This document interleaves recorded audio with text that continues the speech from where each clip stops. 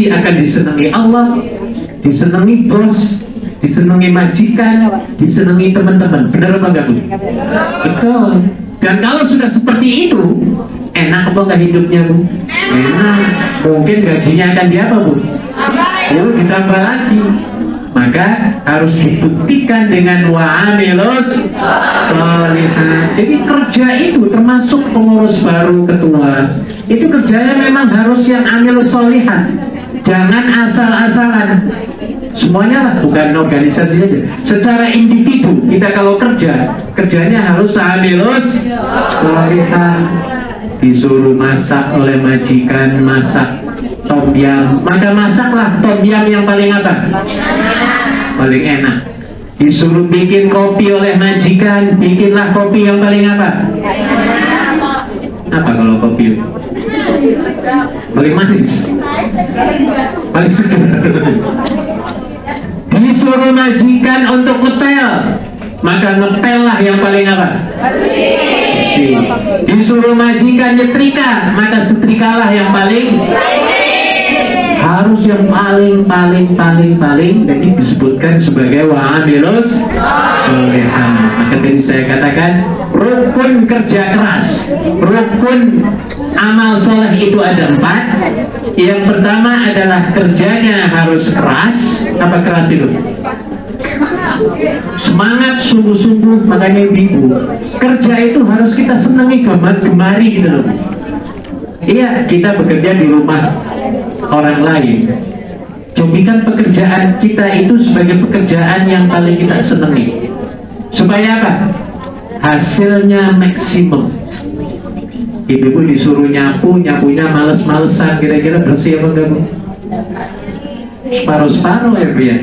Nah, makanya kerjanya harus keras, dan saya yakin semuanya melakukannya. Karena di Hongkong ini banyak sekali protes-protes dari majikannya, Bu ya. Kalau kita ngelap sedikit nggak bersih, langsung diprotes. Ya. Yang keduanya adalah kerja cerdas. Apa yang dimaksud dengan kerja cerdas nih, Bu? Termasuk ketua Al-Karimah ini, Al-Hikmah ini, maafnya. Jadi kerjanya harus cerdas.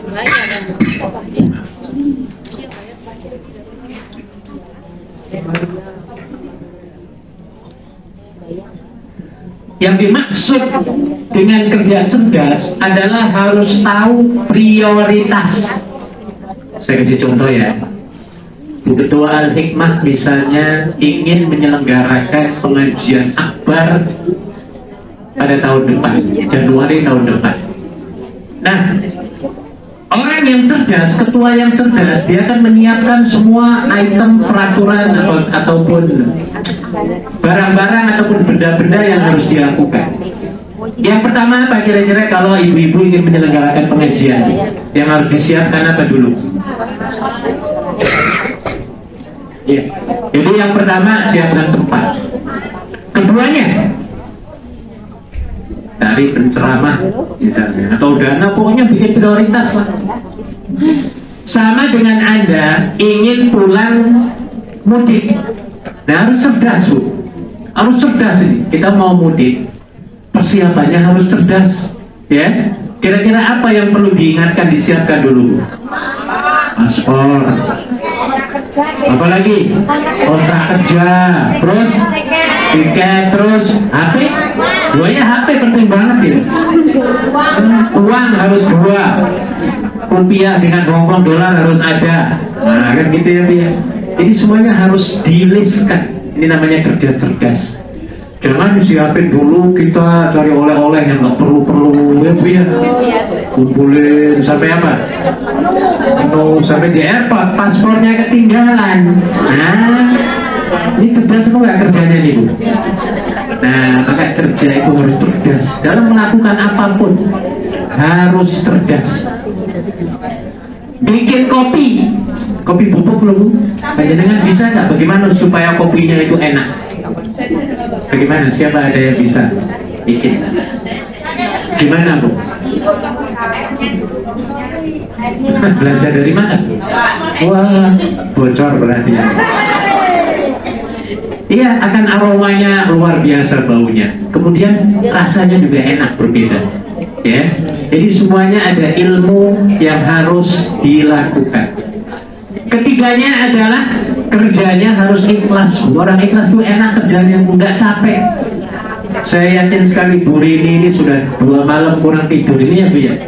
Kurang tidur 1 bulan karena mau pulang ya Bu ya. Maksudnya karena mau mengadakan ini ya. Itu wah luar biasa. Tapi kalau dilakukan dengan ikhlas, enak rasanya Bu. Kenapa?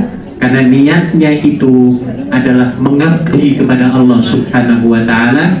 Niatnya ingin mensukseskan, menggembirakan teman-teman ya, supaya mereka bisa belajar, bisa sukses ya, dan lain sebagainya. Maka dengan niat ini akan dapat menguatkan kepribadian kita dalam menjalankan tugas-tugas walaupun tugasnya itu sangat berat. Berbeda ibu-ibu sekalian, orang yang nyapunya karena Allah dengan nyapunya karena majikan, kira-kira berbeda apa enggak Bu? Beda. Orang yang nyapunya karena majikan, bagaimana caranya kira-kira? Kalau ada majikan pura-pura apa? Pernah kayak gitu Bu? Pernah. Bu. Orang yang kerjanya lillah, bawis. Ada majikan, nggak ada majikan, aku tetap kerja, mau digaji kok. Nah, seperti itu. Jadi ini komitmen sukses bagi para pekerja ya, seperti kita ini. Dan yang terakhir, kerjanya harus tuntas, jangan separuh-separuh. Nyetrika yang pentingkan badannya apa, bajunya agak panas. Nah, ini namanya tidak maksimum. Oke.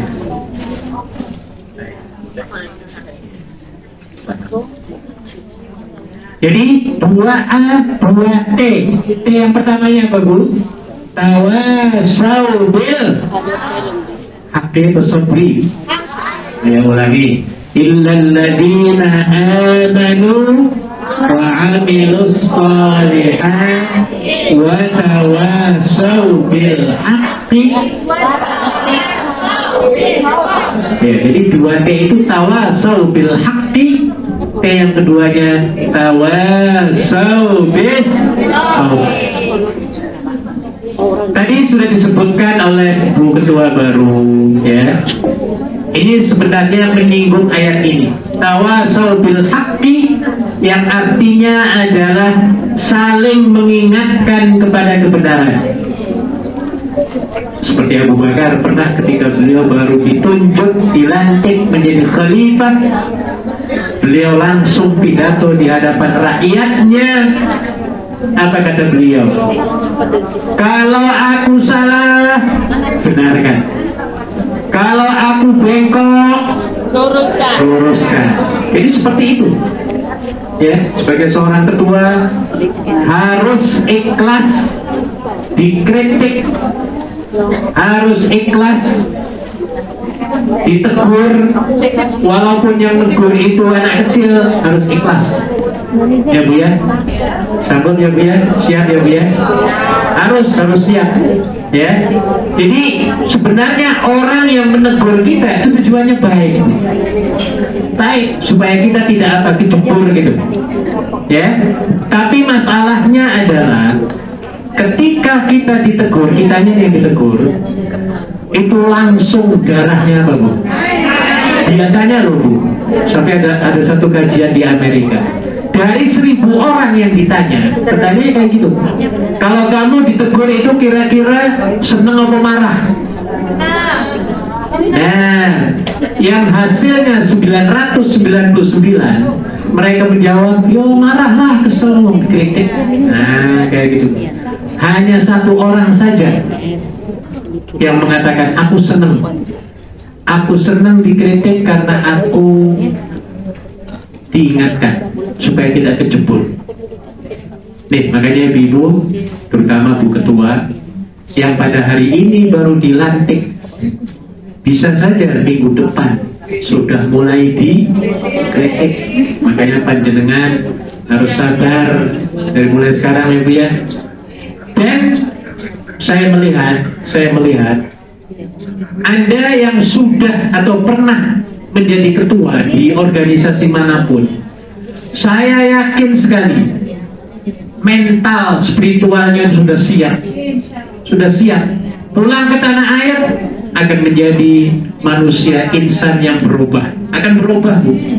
Iya, kalau dulu penampilannya lain baru terbang ya, Bu ya. Sekarang karena sudah menjadi pengurus ataupun ketua, tampil beda. Seperti apa? Tampilnya mahasiswi dari Universitas Al-Azhar.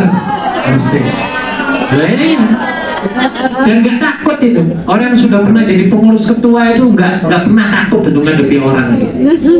Ini hikmah yang akan didapatkan oleh ketua-ketua ataupun pengurus-pengurus yang menjabat ya organisasi manapun. Banyak sekali hikmahnya. Kita akan menjadi pemberani, kita akan menjadi orang yang berwawasan, kita akan menjadi orang yang banyak interaksinya dengan orang-orang, bahkan orang-orang VIP. Tahu VIP itu? Very important person. Saya yakin ya, kalau ada misalnya ada pejabat dari tanah air lah, katakan presiden baru nanti tahun depannya nih Bu ya, ingin berkunjung ke Hong Kong, kira-kira yang bisa diundang itu siapa dalam organisasi? Ketuanya. Dan ini merupakan satu penghormatan, penghargaan, keberkahan termasuk ya, bisa bertemu dengan presiden misalnya atau menteri-menteri ya, bisa bertemu muka, bahkan bisa duduk berdampingan. Nah ini keuntungannya ya. Jadi banyak sekali keuntungan yang akan kita dapatkan ketika kita dapat menyelesaikan tugas kita sebagai ketua maupun pengurus dalam sebuah organisasi. Pulang ke tanah air, kita akan tampil beda. Yang dulunya nggak bisa ngaji, sekarang sudah khatam berapa kali ya Bu ya. Dulu nggak bisa sholawatan, sekarang malah mimpin sholawatan di kampung. Dulunya nggak bisa ceramah kultum, sekarang sudah biasa. Ya, menjadi MC, sudah makanannya. Jadi kita akan menjadi manusia yang siap dipakai ya di tanah air kita insya Allah. Oleh sebab itu saya harapkan ketua maupun pengurus selalu komitmen dengan tugas-tugas masing-masing. Insya Allah dengan begitu ya, amal khidmat pengabdian yang kita berikan kepada umat ini akan dicatat sebagai amal ibadah oleh Allah Subhanahu wa Ta'ala. Satu lagi kemudian selesai yang disebut sebagai tawasau bis sabri. Apa artinya? Ya. Saling mengingatkan kepada kesabaran. Karena ketua itu mesti nanti ada yang nyerang sana, ada yang nyerang sini, diserang dari anggotanya, diserang dari pengurusnya, diserang dari organisasi lain, diserang dari keluarganya, diserang dari macam-macam.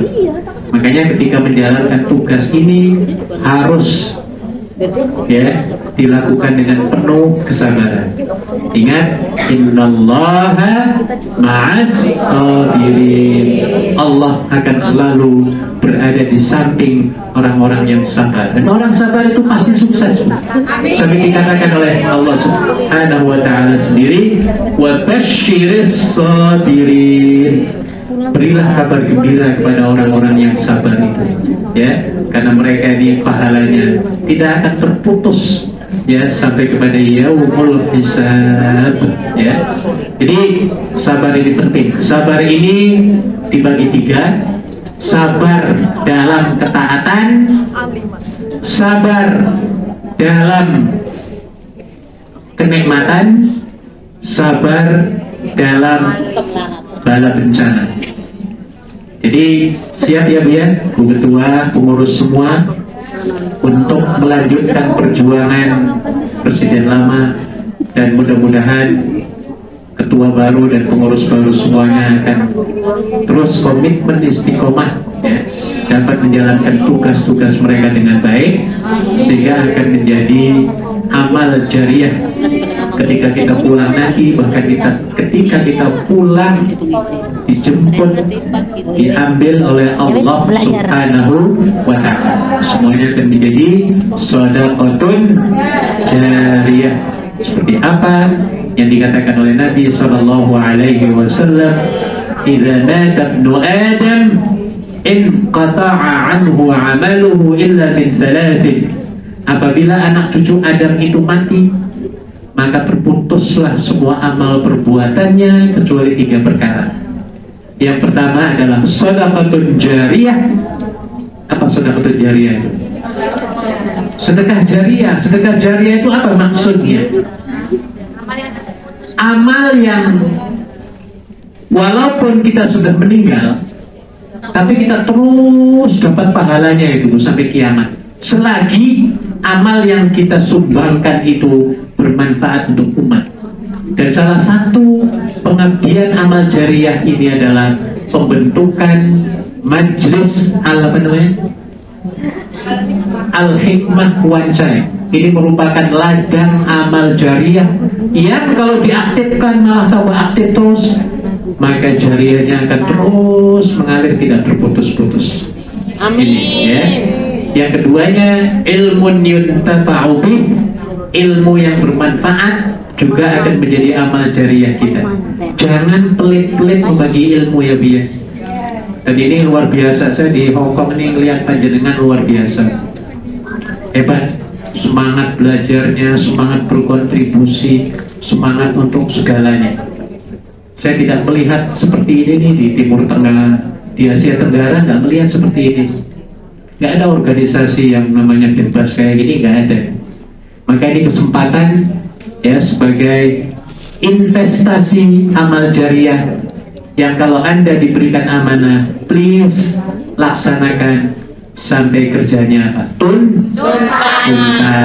Sampai berapa lama nih periode satu periodenya? 2 tahun? Apa 5 tahun? 2 tahun. Nggak ada 2 periode ya Bia? Oke, baik, saya kira itu yang saya bisa sampaikan.